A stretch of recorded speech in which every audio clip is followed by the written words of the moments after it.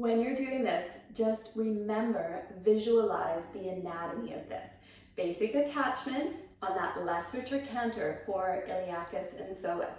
Then they come up across the front of your pelvis and they come in and attach all the way up to T10 on the vertebra of your entire lumbar spine and even the discs. So it is so important what you are doing to this area. I don't want it to compress. I want it to be long, and I don't want it to extend.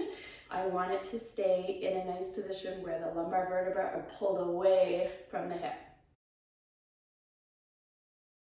So taking that visual of the anatomy with us, you're going to go to your bed and you need to be right perched on the edge of your bed. You are then going to take your opposite knee, bring it up to your chest, and you can have a pillow if you want, but you're just going to lie back down on your bed. This is your basic passive stretch. You want your posterior pelvic tilt. You want your lumbar vertebra on the bed. You don't want your ribs flaring. I want them down and back as well. Think about diaphragm.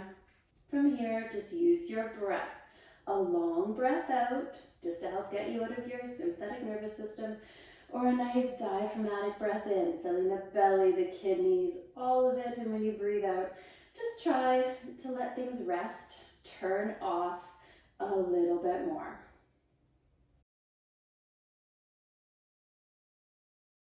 For PAILs and RAILS, emphasizing the action of the knee. Begin to irradiate. So remember, really scoop those lumbar vertebrae down to the bed and away from that attachment on the lesser trochanter. And then your PAILs would be driving your foot into the wall or some sort of a structure that is not going to move. You want 80% of your maximum effort. RAILs would be holding onto that irradiation vigorously as you then try to pull your foot away from the block. Core is number one. You got that? Good. Think glute. Can you drive your thigh down to the floor? Then think hammy. Can you bend your knee even more? Then think even calf and foot core. Point your toe down and use that entire posterior chain. Just make sure core is number one. 10 seconds. RAILs option with an emphasis on the hip movement. So for this we use a ball, something big to block that hip flexion. You're first going to irradiate. So find your core, scoop those lumbar vertebrae down to the bed and away from that hip, the lesser trochanter. And then your PAILs is driving your knee up into the ball. 10 seconds, find your greatest, safest effort. RAILs is going to be hold on to your core and then squeeze your glute. Drive that thigh down to the floor, away from the ball. And you can go find your knee flexion if you want to. Flexing the knee, extending the hip, but not sacrificing the stability of your core. Option to emphasize the hip and the knee. So a ball works not badly for this. PAILs would be drive the foot into the block, drive your knee up into the ball. 10 seconds, that is your PAILs. RAILs again, find your core, then find your glute, pull the thigh down to the floor, away from the ball, then find your hammy, pull the knee into flexion and point the toe, go.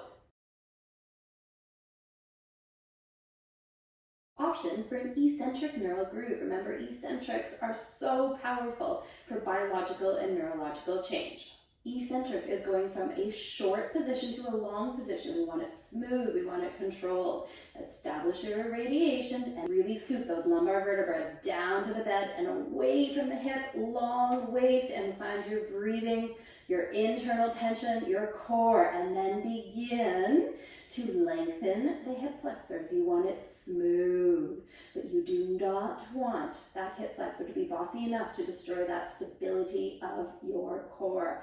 And then go find that new range that we just worked on. Can you find that very end? So give your hammy a squeeze, give your glute a squeeze, make sure core is still number one. That's end range. And then bring it back up and let's go use it again. Bring the leg down. Quick systems check. Did you lose that pressure of your low back on the bed? Did you lose that posterior pelvic tilt?